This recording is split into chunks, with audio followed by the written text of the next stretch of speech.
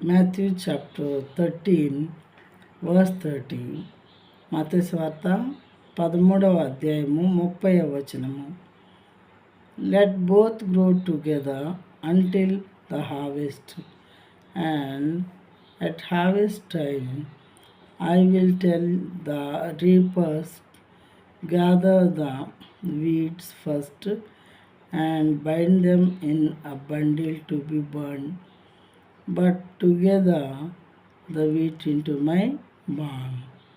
దేవుడు ఏమని చెప్పారు వీళ్ళకి జవాబు చూడండి. కోతకాలం వరకు రెండింటినీ కలిసి ఎదుగనీయడి. కోతకాలం వరకు రెండింటినీ కలిసి ఎదుగనీయుడి.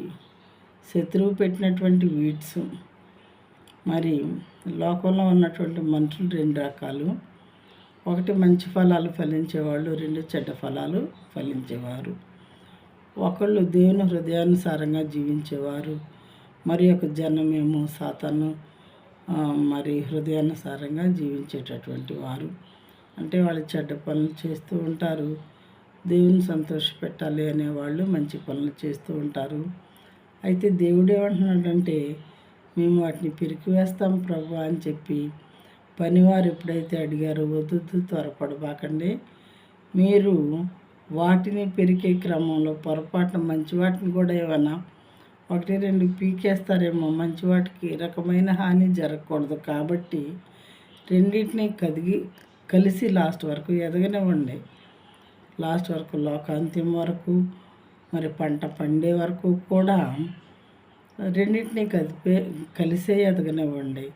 మంచివాళ్ళు చెడ్డవాళ్ళని కలిసే జీవించనివ్వండి. కలిసి జీవించినప్పటికీ నాకు తెలుసు కదా ఎవరేంటో, నేనే కదా సృష్టికర్తను అని దేవుడు చెప్పు. కోతకాలం మందు గురుగులను ముందుగా కూర్చి వాటిని కాల్చివేయుటకు కట్టలు కట్టి గోధుమలను నా కొట్లో చేర్చి పెట్టుడి.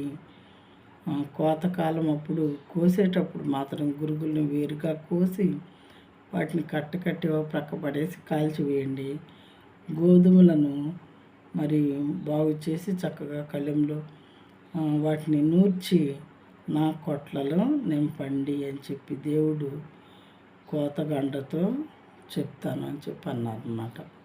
పంటను కోసేవాళ్ళు, నూర్చేవాళ్ళు, వాళ్ళకి రకంగా నేను చెప్తాను. తొందరపడబాకండి దేనికి కూడా, ప్రతిదానికి ఒక సమయం ఉంది. నేను చేస్తాను కదా ఏం చేయాలో, నాకు తెలుసు ఏ సమయంలో ఏం చేయాలో అని దేవుడు వారికి చెప్తూ ఉన్నారు. ప్రియమైన వారు, ప్రియమైన బ్రదర్స్ అండ్ సిస్టర్స్,